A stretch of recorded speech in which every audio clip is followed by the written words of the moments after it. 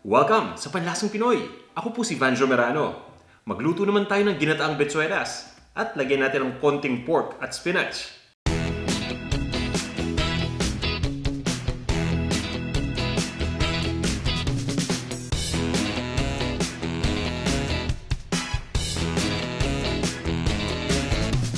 Ito yung mga ingredients na gagamitin natin para sa dish na to.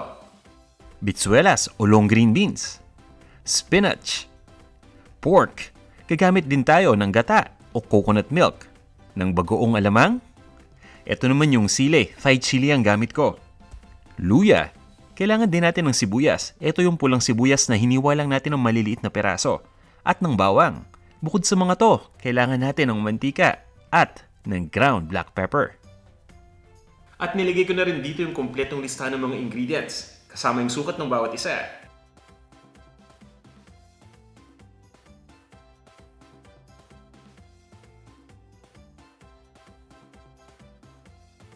Ready na ba kayo? Kumpleto na ba lahat ng mga ingredients natin dyan?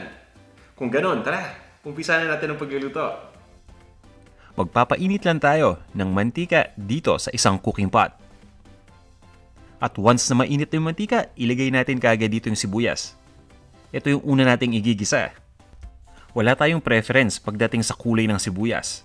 Pwede kayong gumamit ng dilaw o na puting sibuyas. Pwede nyong hiwain ng maliliit na peraso o i-chop lang. Ito na yung bawang at ilagay natin kaagad yung ginger o yung luya. Ituloy lang natin ang paggisa habang hinahalo-halo ito hanggang sa tuluyan ng lumambot yung sibuyas. Mga 20 to 30 seconds, tama na yan. At ang susunod nating gagawin ay ilalagay na natin yung pork dito.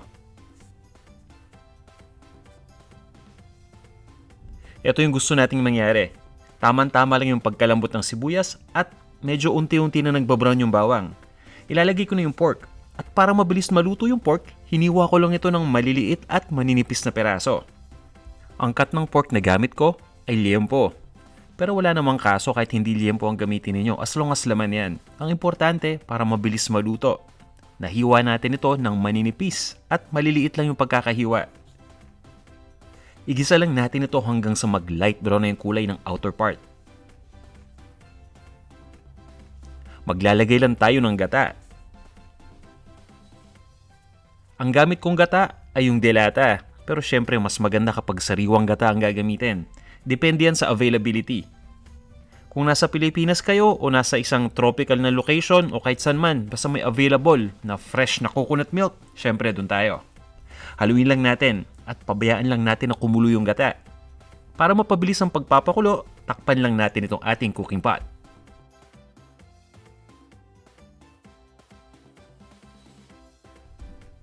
At once na kumulo na yung gata, haluin lang natin ito.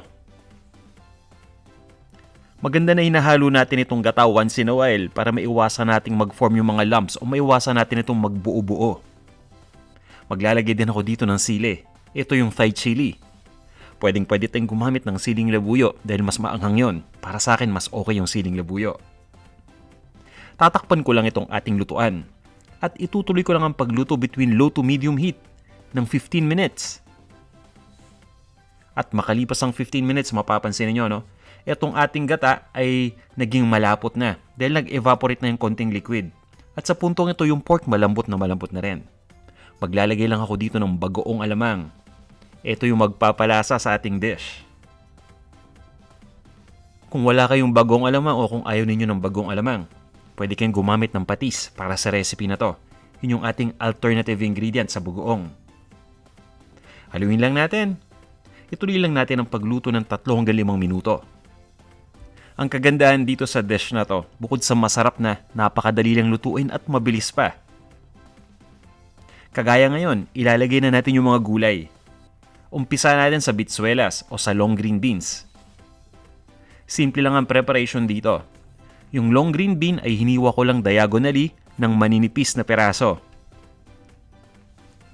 Haluin lang natin. At lulutuin ko lang ito ng mga 3 minuto. Pagdating sa pagluluto ng gulay, hindi natin ito ino-overcook. So kapag nagluluto ako ng gulay, karaniwan dyan, mabilis lang yung pagkakaluto at yung apoy ay hindi masyadong malakas. Dahil para sa akin, ito naman personal preference ko lang ito. Yung iba sa atin kasi gusto yung gulay na lutong-luto, no? Pero para sa akin, mas gusto ko yung medyo crunchy pa ito. Takpan lang natin at ituloy na natin yung pagluto. Ito na yung 3 minutes. At makalipas ang 3 minuto, ilagay na natin yung ibang mga ingredients pa. Basta importante dito na kapag nagluluto tayo ng gata, once in a while, hinahalo lang natin ito. Ayan, so ilalagay ko na dito yung spinach o yung tinatawag natin na baby spinach. Kung walang spinach na available, pwede kayong gumamit ng dahon ng malunggay o kahit dahon ng sili. Itong spinach mukhang marami lang. Pag nilagay na natin ito dito at naluto na to, uminit na to unti-unti, makikita ninyo, mag-shrink ito o unti-unti ring liliit. Mas madali na nating maihahalo. Lutuin lang natin yung spinach na 1 minuto. Takpan lang muna natin itong ating cooking pot.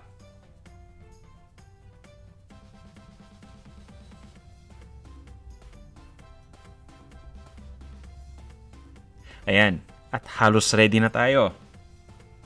Lalagyan na lang natin ito ng seasoning. Dahil nga nalagyan na natin ito ng bagoong kanina, naglalagay lang ako dito ng ground black pepper. Nasa sa inyo kung gusto pa ninyo itong asinan, pero para sa akin tamang-tama lang yung alat ng bagoong. Haluin lang natin.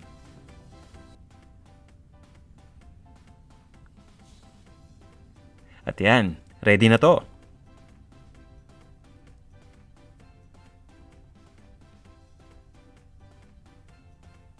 Ilipat lang natin itong ating dish sa isang serving plate at i-serve na natin.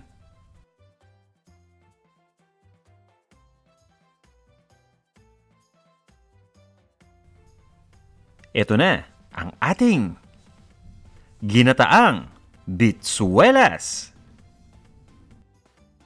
Tara, kain tayo. Tikman na natin itong ating ginataang bitsuelas. Ito yung gusto ko sa ginataan na gulay. Yung may konting sili para may anghang. Pero pagdating sa sili, nasa sa inyo yan kung gaano kadaming ilalagay ninyo. Dahil nga depende sa tolerance niyo sa anghang. Kung hindi kayo mahilig sa maanghang, simple lang, huwag kayong maglagay ng sili. Kahit ground black pepper, okay na yan. Ito na. Pagsasama-samahin na natin lahat dito. Grabe. Napakalasa. Ito yung kagandahan kapag ginagamit natin na pampalasa yung bagoong. Dahil diba, kapag sinabi natin bagoong, talaga naman punong-puno ng lasa yan. Malabikol expression dating ng lasa nito. At yung anghang talaga namang tamang-tama para sa akin. Nanguya ko din yung pork at dahil nga niluto natin ito beforehand, pinalambot natin. Hindi ako nahirapan ng umuya. Pagdating naman dun sa gulay, tamang-tama yung pagkakaluto. Pagdating dun sa bitsuelas o long green beans, may konting crunch pa. Kaya naman na-enjoy ko. Narinig niyo yan? Yun yung sinasabi kong crunch. Tama-tama tong ating dish sa mainit na kanin. Naku, kaya kung pagod na pagod kayo at nagugutom na galing sa trabaho at pagkatapos madadat na ninyo ganito sa bahay tapos may mainit na kanin, solve na tayo dyan. Sana may natutunan na naman kayong bago ngayong araw na to. At magigreetings lang tayo, mabilis lang. Babatiin lang natin yung mga followers natin. At umpisa natin. Hello kay Erich Barrera. Hello rin sa'yo, Fun and Play 1. Hi kay Fruitberry, kay GD Derek, at kay Bendari Recipe. Hello sa'yo, Christopher CB, Urban Student Prepper, Kim DJ, at Tepanya 1227. Hello rin sa'yo, Triple C, Angela Rose, Jennifer Medina, Lorenzo Ladia, at kay Mi Toston. Ayan, maraming salamat sa inyong lahat sa walang sawa ninyong pagsubaybay sa ating mga videos dito sa Panlasang Pinoy. Kung nagustuhan nyo itong ating recipe ngayong araw na to, huwag nyong kakalimutan na sana i-like itong ating video. At para sa inyo na hindi pa nagsasubscribe, simple lang guys, pakiclick lang yung subscribe button na nakikita ninyo sa ibaba ng inyong video ngayon. At mag-subscribe na kayo. Huwag nyong kakalimutan na i-allow yung notification. Nang sa ganun ay may inform kayo ng YouTube tuwing may bago tayong video na in-upload. Maraming salamat ulit sa inyong lahat at magkita-kita tayo sa ating susunod na video. Hanggang sa muli.